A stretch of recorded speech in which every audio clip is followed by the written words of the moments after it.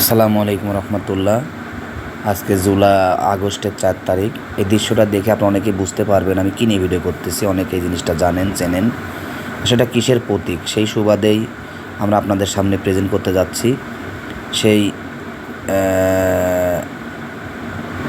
আজকের এই ভিডিওটা এখানে আছে শহীদ মাহবুব হাসান নিলয় এবং জাহিদুল ইসলামের সেই 2024 সালে 4 আগস্টের যে জায়গাতে আমি খুবই অসুস্থ শরীর নিয়ে ছাত্র আন্দোলনের সাথে এবং ছাত্র সম্পৃক্ততার সাথে অনেক সময় এখানে অপেক্ষা করতেছিলাম।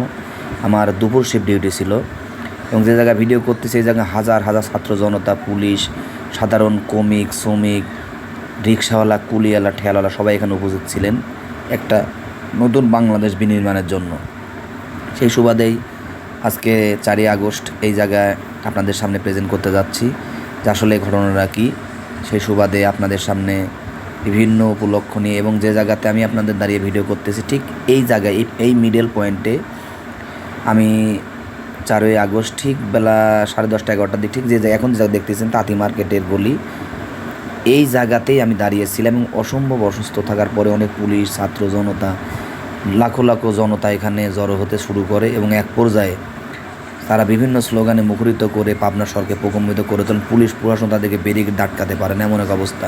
ঠিক এই জায়গাতেই শহীদ হয় মাহবুব হাসান নিলয়, জাহিদুল ইসলাম সহ আরও অনেক মানুষ আহত হয়, রাফিউল ইসলাম, রাফি সহ যারা এই জুলাই আন্দোলনে সম্পৃক্ত ছিলেন। জুলাই একটা সম্মান, একটা আবেগের।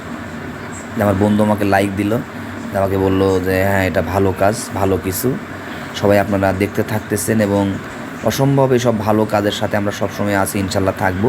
সেই সুবাদেই আমরা 5ই জুলাইয়ের শুভেচ্ছা অভিনন্দন জানানোর জন্য আসলাম। খালিদ ভাই, আসসালামু আলাইকুম রহমতুল্লাহ। আসলে সকাল থেকে অনেক বৃষ্টি হওয়ার কারণে এই প্রোগ্রামটাতে অনেক সময় অনেক কিছু হয়, অ্যাটেন্ড করতে পারি নাই। এটা হচ্ছে কি বলবো, আর বলার মতো ভাষা নাই।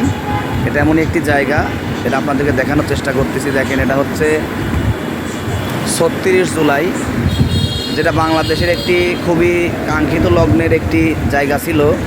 অনেক মানুষ অনেক জায়গা থেকে সেখানে শ্রদ্ধা জানিয়ে গিয়েছে।